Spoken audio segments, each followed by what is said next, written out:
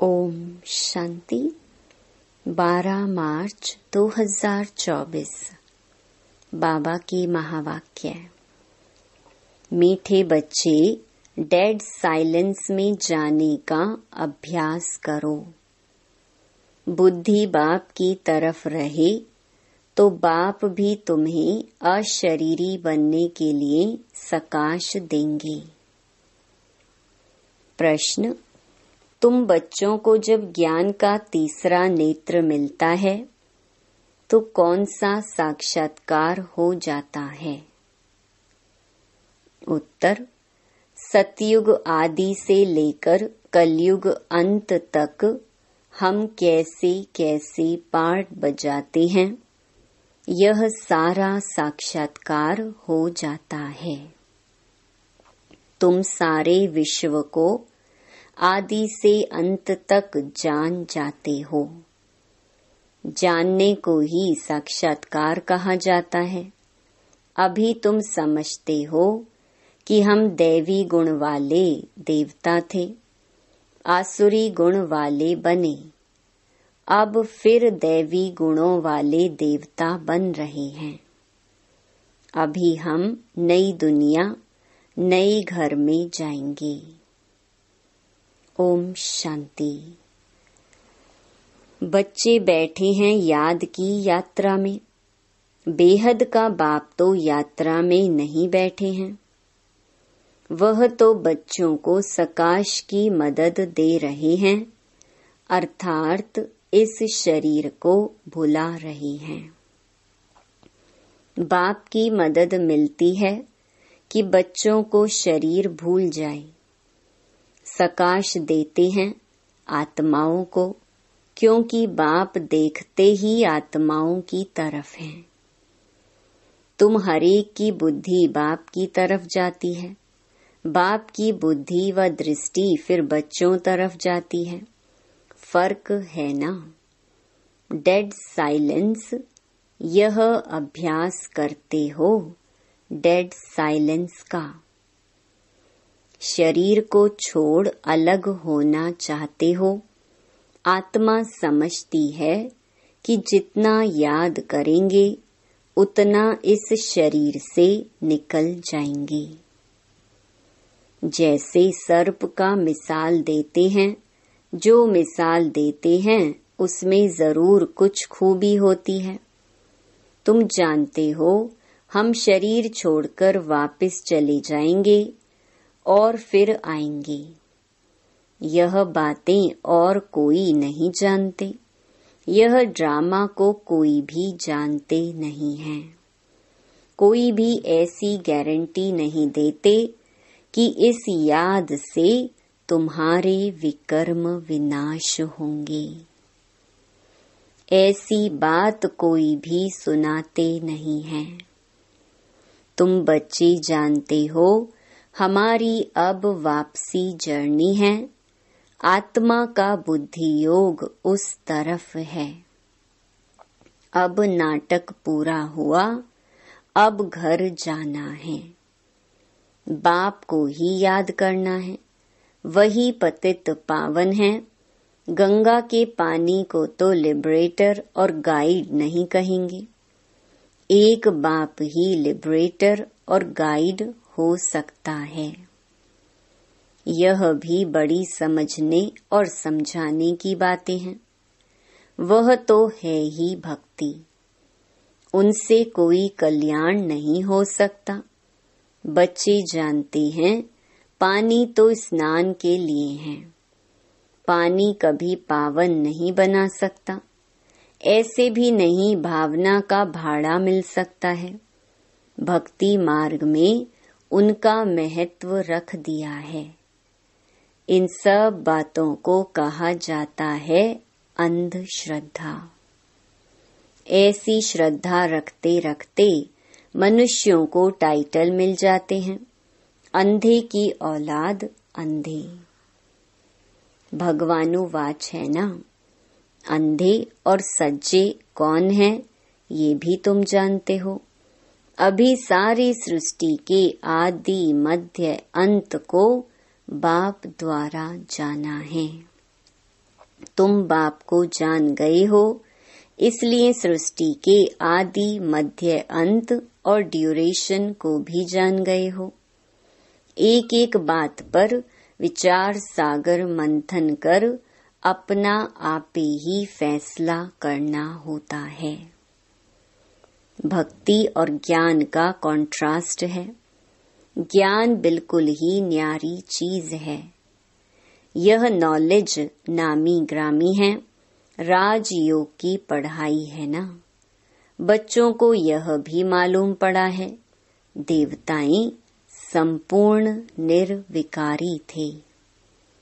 रचता बाप ही बैठ अपना परिचय भी देते हैं, वह है परम आत्मा।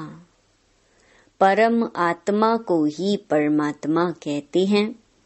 अंग्रेजी में सुप्रीम सोल कहा जाता है। सोल अर्थात आत्मा। बाप की आत्मा कोई बड़ी नहीं होती है। बाप की आत्मा भी ऐसे ही है जैसे तुम बच्चों की है। ऐसे नहीं बच्चे छोटे, बाप बड़ा है, नहीं। वह सुप्रीम नॉलेजफुल बाप बहुत प्यार से बच्चों को समझाते रहते हैं। पाठ बजाने वाली आत्मा है, जरूर शरीर धारण कर पाठ बजाएगी। आत्मा के रहने का स्थान शांति धाम है। बच्चे जानते हैं आत्माएं ब्रह्म महतत्व में रहती हैं। जैसे हिंदुस्तान में रहने वाले अपने को हिंदू कह देते हैं, वैसे ही ब्रह्मांड में रहने वाले फिर ब्रह्म को ईश्वर समझ बैठे हैं। ड्रामा में गिरने का उपाय भी नोंधा हुआ है। वारिस तो जा ही नहीं सकते, भल कोई कितनी भी मेहनत करे। नाटक जब पूरा होता है तो सभी एक्टर्स आकर इकट्ठे होते हैं। क्रिएटर, मुख्य एक्टर भी खड़े हो जाते हैं। बच्चे जानते हैं अब यह नाटक पूरा होता है। यह बातें कोई भी साधु संत आदि जान नहीं सकते। आत्मा की यह नॉलेज कोई को नहीं है। परमात्मा बाप यहाँ एक बार आते हैं और सबको तो यहाँ पाठ बजाना ही है। वृद्धि होती रहती है ना। आत्माएं सब कहाँ से आई? अगर कोई वापस जाता हो फिर तो वह रस्म पड़ जाए। एक आए दूसरा जाए, फिर उसमें पुनर्जन्म कहा नहीं जाए। पुनर्जन्म तो शुरू से ही चला आता है। पहले नंबर में है यह लक्ष्मी नारायण।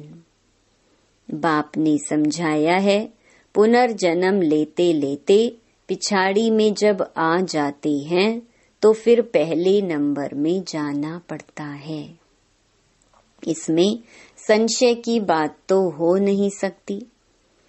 आत्माओं का बाप खुद आकर समझाते हैं। क्या समझाते हैं? अपना भी परिचय देते हैं। आगे पता था क्या कि परम आत्मा क्या चीज है। सिर्फ शिव के मंदिर में जाते थे। यहाँ तो ढेर के ढेर मंदिर हैं। सतयुग में मंदिर पूजा आदि होती ही नहीं। वहाँ तुम पूज्य देवी देवता बनते हो। फिर आधा कल्प के बाद पुजारी बनते हो तो उनको फिर देवी देवता नहीं कहेंगे। फिर बाप आकर पूज्य बनाते हैं। और कोई देश में यह गायन नहीं है, राम राज्य रावण राज्य अभी तुम समझ गए हो। राम राज्य का ड्यूरेशन कितना है सिद्ध करना चाहिए। यह नाटक है, इनको समझना है। ऊंच ते ऊंच बाप है, वह भी नॉलेजफुल है। हम उनके द्वारा ऊंच ते ऊंच बनते हैं। ऊंच ते ऊंच पद मिलता है। बाप हमको पढ़ाते हैं दैवी गुण भी धारण करने हैं। बच्चे वर्णन करते हैं, आप ऐसे हैं, हम ऐसे हैं। इस समय तुम जानते हो हमको इन जैसा संपूर्ण निर्विकारी बनना है। बाप को याद करने के सिवाय और कोई उपाय नहीं है। अगर कोई जानता हो तो बताए।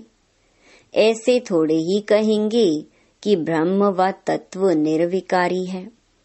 नहीं, आत्मा ही निर्विकारी बनती है। ब्रह्म व तत्व को आत्मा नहीं कहा जाता है, वह तो रहने का स्थान है। बच्चों को समझाया जाता है आत्मा में ही बुद्धि है। वह जब तमो प्रधान बन जाती है तो बेसमझ बन जाती है। समझदार और बेसमझ है ना। तुम्हारी बुद्धि कितनी स्वच्छ बनती और फिर मलेच्छ हो जाती है। तुम्हें प्योरिटी और इम्प्योरिटी के कॉन्ट्रास्ट का मालूम पड़ा है। इम्प्योर आत्मा वापस जा नहीं सकती। अब अपवित्र से पवित्र कैसे बने, उसके लिए रड़ी मारते रहते हैं। यह भी ड्रामा में नोंद है। अभी तुम जानते हो यह है संगम युग। बाप एक ही बार आते हैं ले जाने। सब तो नई दुनिया में नहीं जाते हैं। जिनका पार्ट नहीं वह शांति धाम में रहते हैं, इसलिए चित्रों में भी दिखाया है। बाकी और जो भी चित्र आदि हैं वह हैं भक्ति मार्ग के।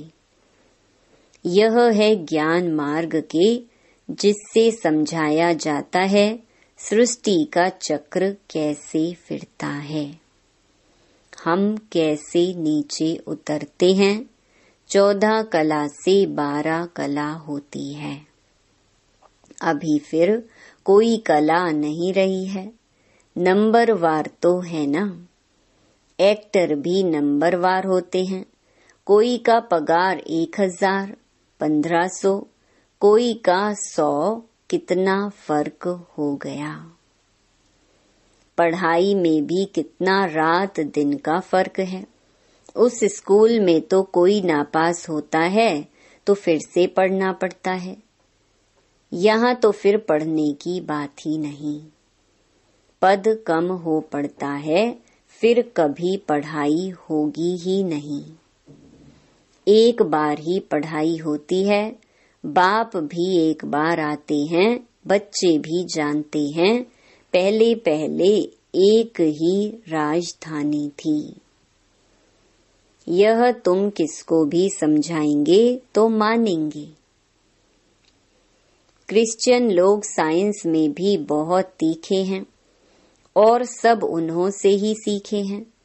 उन्हों की ना तो इतनी पारस बुद्धि न पत्थर बुद्धि होती है। इस समय उन्हों की बुद्धि कमाल कर रही है। साइंस का प्रचार सारा इन क्रिश्चियन से निकला है। वो भी सुख के लिए ही है। तुम जानते हो इस पुरानी दुनिया का विनाश तो होना ही है। फिर तुम शांति धाम सुख धाम में चले जाएंगे। नहीं तो इतनी सब मनुष्य आत्माएं वापिस घर कैसे जाएं? साइंस से विनाश हो जाएगा। सब आत्माएं शरीर छोड़कर घर चली जाएंगी। इस विनाश में मुक्ति अंदर मर्ज है।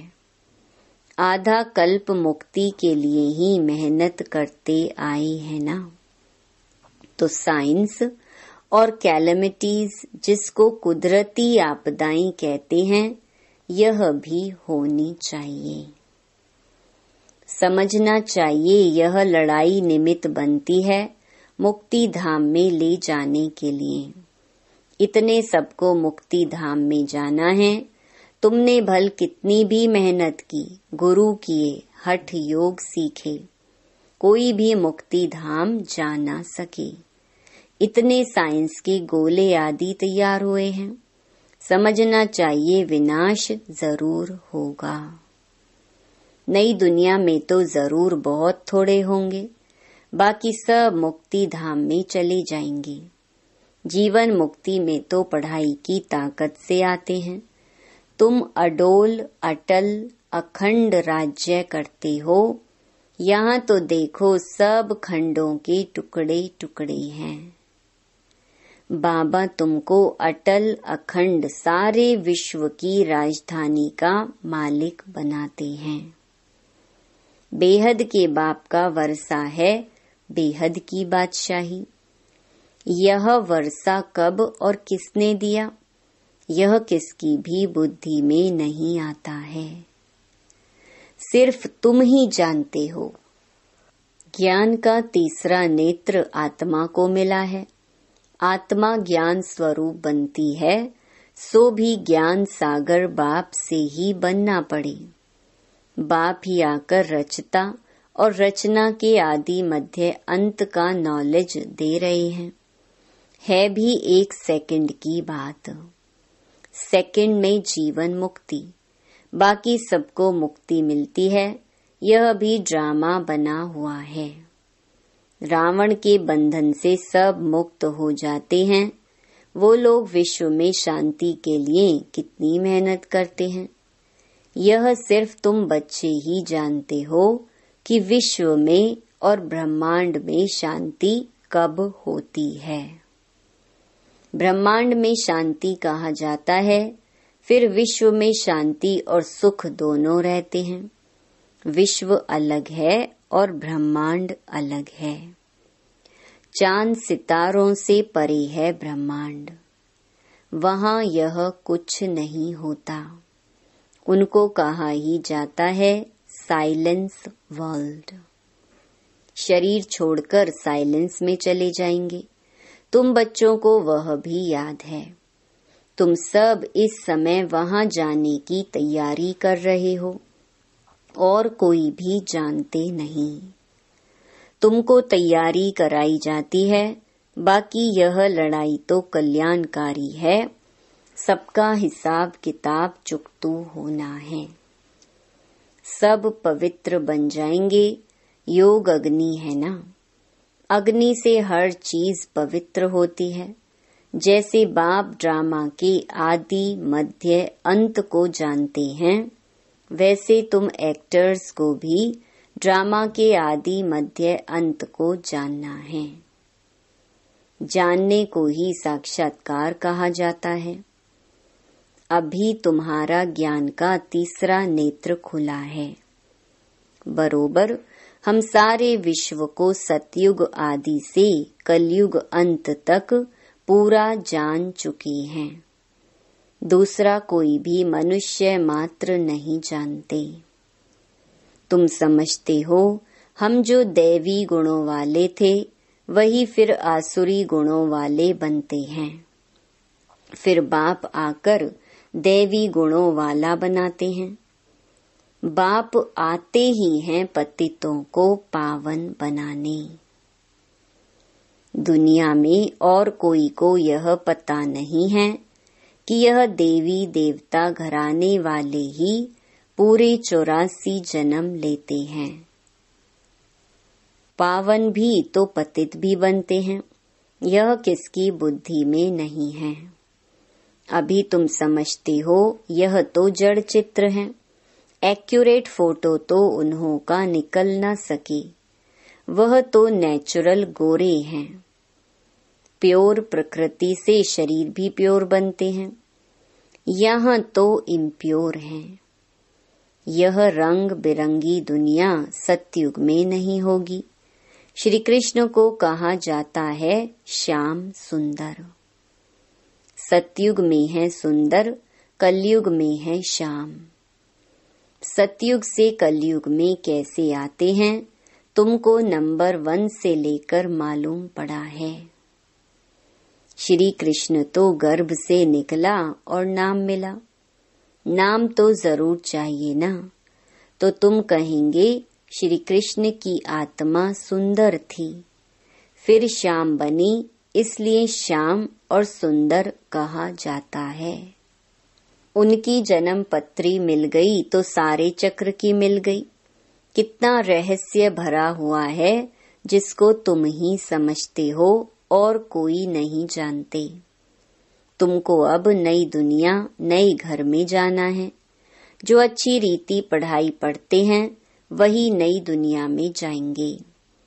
बाबा है बेहद की सारी दुनिया का मालिक, सभी आत्माओं का बाप।